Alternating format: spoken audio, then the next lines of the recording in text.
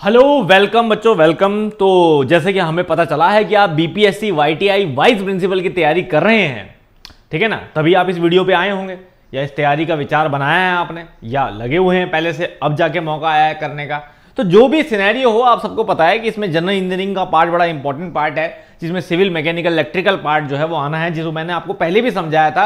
आप BPSC ITI की vice principal की प्लेलिस्ट को जरूर देखिएगा, हमारी प्लेलिस्ट में सबसे नंबर ऊपर पे ही दिख जाएगी आपको। तो उसमें बच्चों मैंने ऑलरेडी इलेक्ट्रिकल का सिलेबस हमने डिस्कस किया है, सिविल का भी डल गया होगा और मैकेनिकल का जो है मैं डिस्कस कर रहा हूं। तो यहां पे हम सबको पता है कि मैकेनिकल का पार्ट जो है वो पूरे सिलेबस में, अगर जनरल इंजीनियरिंग के सिलेबस में देखो तो मैंने आपको एक पहले वीडियो में बताया था जहां मैंने कंप्लीट सिलेबस को डिस्कस किया था कि 60% पार्ट जो है वो आपका क्या है, मैकेनिकल है। तो ऐसे में 60% जब मैकेनिकल है तो क्या मैकेनिकल में करना होगा, अगर आप अदर ब्रांचेस के भी हैं तो क्या क्या चीजें आपको करनी होगी क्या नहीं, आइए इस मैकेनिकल के सिलेबस को पूरा डिटेल में डिस्कस करते हैं, क्योंकि सिलेबस को प्रॉपर तरीके से क्लासिफाई यहां किया गया है हमारे द्वारा, ठीक है। तो यहां पे अगर आप आओगे बच्चों तो ये सिलेबस है, मैंने इसको ब्रांच वाइज ब्रेक कर रखा है, मैकेनिकल इंजीनियरिंग, इलेक्ट्रिकल इंजीनियरिंग और सिविल इंजीनियरिंग। सिलेबस वही है जो आपका ओरिजिनल सिलेबस बीपीएससी की नियमावली में दिया हुआ है, बस उसी को मैंने क्या कर दिया, ब्रांच वाइज ब्रेक कर दिया, ताकि कोई कंफ्यूजन ना रहे किस में क्या पार्ट पढ़ना है, ठीक है ना। तो अगर मैं यहाँ पे इलेक्ट्रिकल सिविल, तो इलेक्ट्रिकल सिविल वाले सर ने ही डिस्कस किया है, आप देख सकते हैं, इससे पहले वाला वीडियो इलेक्ट्रिकल का है, सिविल का भी शाम तक डल जाएगा। अगर इधर बात करें हम मैकेनिकल इंजीनियरिंग की, तो देखिए आप खुद ही देख सकते हो, सबसे बड़ा चैप्टर जो पार्ट है वो मैकेनिकल का है बच्चों। अब मैकेनिकल में क्या क्या आपको पढ़ना होगा, आइए डिटेल में समझते हैं इस बात को। तो यहां पे आप देख सकते हैं बच्चों कि मैकेनिकल को अगर आप देखोगे तो ये मैंने, जैसे मैं आपको बता दूं कि इंजीनियरिंग ब्रांच वाइज क्लासिफिकेशन मैंने ये किया है। इसमें सबसे पहले इंपॉर्टेंट है इंजीनियरिंग मैकेनिक्स बच्चों, इंजीनियरिंग मैकेनिक्स, जो कि मैं कहूंगा कि मैकेनिक्स ऐसा सब्जेक्ट है जो वैसे ब्रांच वाइज होता नहीं है, भले ही मैकेनिकल वाले से पढ़ते हैं, लेकिन ये सब्जेक्ट सभी के लिए है, क्योंकि ये कॉमन फिजिक्स होती है, ठीक है ना, जो आप स्टार्टिंग में पढ़ते हैं, या कॉमन सिंपल चीजें जो स्कूल लेवल पे पढ़ते हैं वही मैकेनिक्स होती है, बस थोड़ा सा एप्लीकेशन पार्ट अलग हो जाता है, बढ़ जाता है, थोड़ी डिफिकल्टी लेवल बढ़ जाता है। तो यहाँ पे अगर जनरल बैलेंस इक्वेशन है कि मतलब आपको फोर्सेस बैलेंस करने, यहाँ फोर्स लग रहा है, जैसे लैमीज थ्योरम होती थी, है ना, आपकी वेरिग्नॉन्स थ्योरम होती थी, इस तरह के फोर्सेस बैलेंस करने वाले क्वेश्चंस प्रॉब्लम्स हमारे पास आती हैं। एक्सपेरिमेंट्स तो खैर रिलेटेड कुछ खास नहीं है। मोशन इक्वेशंस बच्चों, जो हमारे laws of motion based questions हैं कि हमने कोई बॉल उछाली, नीचे आई, कितनी देर में नीचे आई, या कितने हाइट से नीचे आई, या फिर कितनी वेलोसिटी से नीचे आई, या बाउंस खा के, टप्पा खा के दोबारा कितनी हाइट तक ऊपर गई, है ना, ये वाला पोर्शन, जो इस तरह के क्वेश्चन आते हैं। या फिर इक्वेशन मोशन जनरल हम बोलें कि कोई गाड़ी है वो इतनी स्पीड से चल रही है, इतना डिस्टेंस कवर किया, अब हमने उसकी स्पीड डबल कर दी, तो बताइए अब कितना टाइम वो लेगी उतना डिस्टेंस कवर करने में। इस तरह के क्वेश्चन जो, ये सब equations of motion based question होते हैं बच्चों। ऐसे ही work and power energy based question भी हमारे पास होते हैं कि हाँ, हमें काम करने में इतना टाइम लगा, इतनी एनर्जी हमारी लगी, उसको अगर हमने किसी इलेक्ट्रिकल डिवाइस में यूज कर लिया तो इलेक्ट्रिकल एनर्जी में जो कन्वर्ट हुई वो क्या होगी। तो कुछ बेसिक फॉर्मूले हैं, कुछ तरीके हैं जिनसे आप ये कर सकते हो। या एनर्जी बेस्ड क्वेश्चन ऐसे भी होते हैं कि कोई बॉडी है, रोटेशनल मोशन कर रही है, रोटेशनल मोशन करते हुए बॉडी जो है वो हम बोले उसकी कितनी काइनेटिक एनर्जी है, तो आप हाफ आई ओमेगा स्क्वायर से निकाल रहे हो। तो मतलब इस तरह की जो पूरी क्वेश्चन रेंज है बच्चों, वो यहां इंजीनियरिंग मैकेनिक्स के अंदर जो है वो पूछी जाती है। क्लियर है।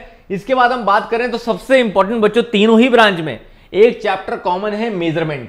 अगर आप देखोगे यही मेजरमेंट जो है वो इलेक्ट्रिकल में भी दिखाई देगा, यही मेजरमेंट जो है वो आपको सिविल में भी दिखाई देगा। बस फर्क यह है कि सिविल में जब मेजरमेंट पढ़ोगे तो सर्वेइंग मेजरमेंट पढ़ोगे, जो सर्वे के लिए यूज होते हैं मेजरिंग डिवाइसेस, उनका करोगे।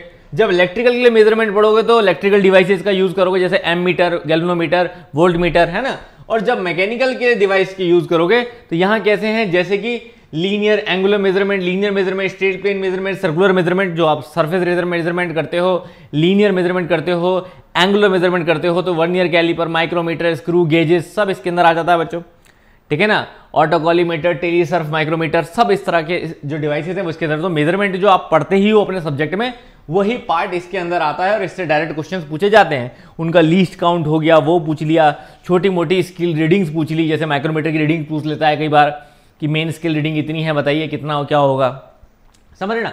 तो ये सब क्वेश्चन आपके मेजरमेंट्स, और अच्छा खासा क्वेश्चन यहाँ पे पूछा जाता है। इधर बात करें हम composition of solids, composition of solid में लगभग बच्चों थोड़ी सी स्ट्रेंथ ऑफ मटेरियल ही दी गई है। अगर हम यहां देखेंगे तो यहां स्ट्रेंथ ऑफ मटेरियल में हमारा क्या है, जैसे जनरलाइज प्रेशर क्या है एंड इट्स रिलेशन क्या है। अब प्रेशर जो है वो आप मेजरमेंट में कम पढ़ते, मतलब सोम में कम पढ़ते हो लेकिन फ्लूइड में ज्यादा पढ़ते हो। और यहाँ पे प्रेशर के ऊपर अच्छा खासे क्वेश्चंस हैं, formulation of rules, transformation of pressure, pressure energy, ये सब क्या है। तो प्रेशर के बारे में आप चाहे किसी भी सब्जेक्ट में पढ़ें, प्रेशर हमारे थर्मल में भी आता है, प्रेशर हमारे फ्लूइड में भी आता है, और प्रेशर वेसल जैसा सब्जेक्ट हमारे सोम में भी आता है।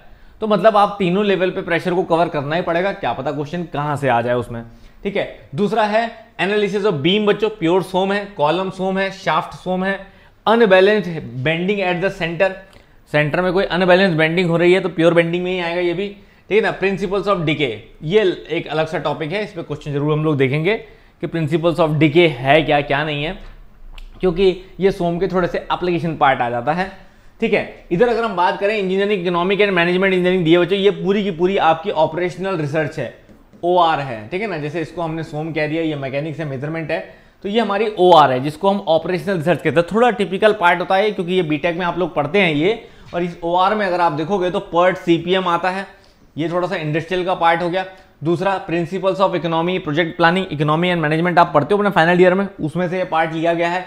यहाँ पे सेफ्टी है, रेट एनालिसिस है, इंपॉर्टेंट कंस्ट्रक्शन आइटम, तो बहुत ज्यादा डिटेल में इन चीजों पे जाने की जरूरत नहीं है। जो चैप्टर्स आपने सुने हुए अपने इंजीनियरिंग में वही पढ़िएगा, जैसे PERT CPM पढ़िएगा, प्रोजेक्ट प्लानिंग आप पढ़ते हैं, economy management, principles of economy पढ़ते हैं आप, क्योंकि हमारे तो पूरा सब्जेक्ट ही होता था UPTU में, तो प्रिंसिपल्स ऑफ इकोनॉमी मैनेजमेंट ये वही दिया गया है, ठीक है ना। बल्कि मुझे तो एक बुक भी दिख रही है अपनी पुरानी, यहाँ पे प्रिंसिपल्स ऑफ इकोनॉमी मैनेजमेंट यही लिखा है उस बुक में भी, ठीक है ना। तो ट्रांसपोर्ट फिनोमेना, ये बड़ा कंफ्यूजिंग था कि ट्रांसपोर्ट फिनोमेना क्या है, लेकिन ये ज्यादातर बच्चों हीट ट्रांसफर और FM दिया गया है, यहाँ पे हीट ट्रांसफर और FM दिया गया है बच्चों। अगर आप यहाँ देखोगे, transport is defined as a linear and angular condition of boundary layer continuity equation, Bernoulli's principle, energy equation, steam. तो ये पूरा का पूरा बच्चों कन्वेंशन वाला पार्ट है, कन्वेक्शन वाला पार्ट है, और कन्वेक्शन वाले पार्ट से ही रिलेटेड जितनी भी FM आती है, क्योंकि कन्वेक्शन जब आप पढ़ने जाते हैं तो उसमें बर्नौलीज थ्योरम के पूरा एप्लीकेशन है, आपका जो बाउंड्री लेयर थ्योरी है उसका पूरा एप्लीकेशन है। तो एक तरह से FM में पूरा पार्ट FM का नहीं है, यहाँ पे FM में पूरा वही पार्ट है, बस जो आपका कन्वेक्शन में यूज होता है। तो उसमें आपके दो इंपॉर्टेंट चैप्टर आ जाते हैं, बाउंड्री लेयर थ्योरी और बर्नौलीज इक्वेशन। तो बाउंड्री लेयर थ्योरी और बर्नौलीज प्रिंसिपल का अगर आप प्रयोग करेंगे तो इतनी ही FM यहाँ पे दी गई है। उसके बाद जो FM दी गई है, जैसे उसमें डायमेंशनल एनालिसिस और मॉडलिंग एनालिसिस, तो मॉडलिंग एंड डायमेंशनल एनालिसिस बच्चों ये भी FM में आप जानते हैं। तो ये 2-3 चैप्टर और टॉपिक हैं जो FM में आपको करने पड़ेंगे, तो यहां तक समझ लीजिए FM है। उसके बाद फिर है movement of heat through single and multilayer material, जैसे सिंगल स्लैब और मल्टी स्लैब से आप मूव कराते हैं हीट को कंडक्शन के दौरान, ठीक है ना। वॉल सिलेंडर का केस भी आप पढ़ते हैं। Natural and induced convective heat transfer, concept of thermal boundary layer, Stefan Boltzmann, ये रेडिएशन का आ गया, यहाँ से रेडिएशन का पार्ट आ गया कि Stefan Boltzmann theory of radiation क्या है, किरचॉफ्स लॉ क्या है, concept of black and grey body क्या है, ये रेडिएशन का पार्ट आ गया। तो एक तरह से रेडिएशन, कन्वेक्शन, कंडक्शन पूरा हीट ट्रांसफर है। तो मैं कहूँगा हीट ट्रांसफर तो अच्छा खासा है बच्चों, हीट ट्रांसफर अच्छा खासा है। और हीट ट्रांसफर में जो कन्वेक्शन का एप्लीकेशन है वो पार्ट यहाँ पे है FM का, कि आप बाउंड्री लेयर थ्योरी पढ़ें, इक्वेशंस पढ़ें, एनर्जी इक्वेशंस पढ़ें, और जो है आप बर्नौलीज प्रिंसिपल पढ़ें। ये सब आपको यहाँ पे कवर करना होगा, क्लियर है। उसके बाद लास्ट हम आते हैं, लास्ट चैप्टर दिया गया बच्चों एनर्जी कन्वर्जन। एनर्जी कन्वर्जन में दिया गया है दैट इज एक एनर्जी दूसरी एनर्जी फॉर्म में कन्वर्ट होती है। तो दो जगह सब्जेक्ट में ऐसा होता है, एक तो आपका थर्मोडायनेमिक्स में ऐसा होता है और दूसरा कहाँ होता है, हाइड्रोलिक मशीन में होता है। तो यहाँ देखें क्या क्या है, यहाँ थर्मोडायनेमिक प्रोसेस है जहाँ पे एनर्जी कन्वर्जन होता है, फर्स्ट सेकंड इंपल्सेस, तो वही फर्स्ट सेकंड लॉ आप यहाँ पढ़ेंगे एंड रिएक्शंस ऑफ थर्मोडायनेमिक्स पढ़ेंगे, ठीक है। उसके बाद water turbine, Pelton wheel turbine और रेसिप्रोकेटिंग एंड सेंट्रीफ्यूगल पंप। तो यहाँ पे जो है आपका बेसिक थर्मोडायनेमिक्स और हाइड्रोलिक मशीन, ये दो सब्जेक्ट आता है। तो अब अगर मैं टोटल सब्जेक्ट देखूं बच्चों तो 1 2 3 4 5 6 7 सब्जेक्ट, टोटल 7 सब्जेक्ट्स यहाँ पे आपके हो जाते हैं बच्चों। तो अगर हम इसको पूरा डिटेल में मैं आपको बताऊं तो डिटेल में मैकेनिकल इंजीनियरिंग के अंदर, ये समझ लीजिए एक सेकेंड, मैं आपको यहाँ पे थोड़ा डिटेल देने की कोशिश करता हूं कि आपको असल में कितना पार्ट जो है वो कवर करना है मैकेनिकल इंजीनियरिंग में, कौन कौन से मेजर सब्जेक्ट आपको कवर करने हैं। तो वो मैं अब थोड़ा सा सेग्रीगेट करके लिख देता हूं ताकि आपको समझने में आसानी हो जाएगी। तो BPSC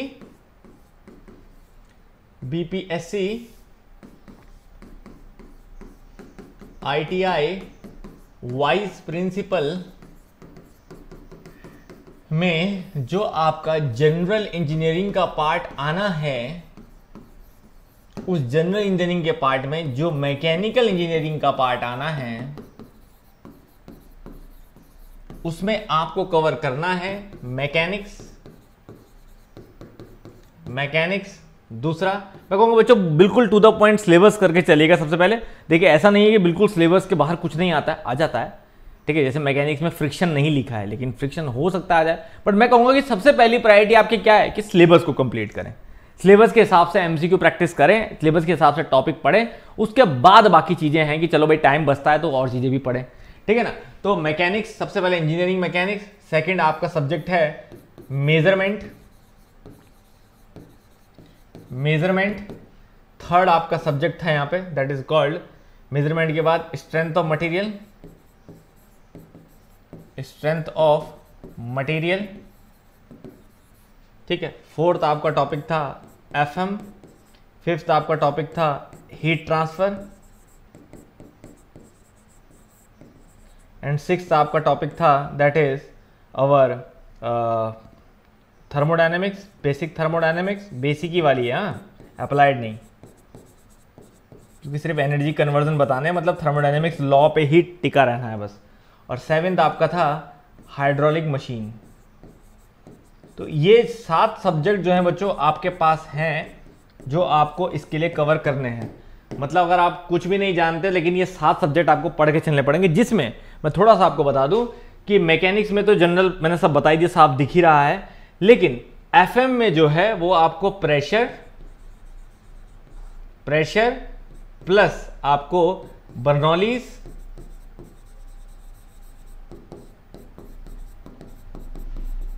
plus boundary layer theory, ये 3 टॉपिक पे ज्यादा ध्यान देना है। और एक और था डायमेंशनल एंड मॉडल एनालिसिस,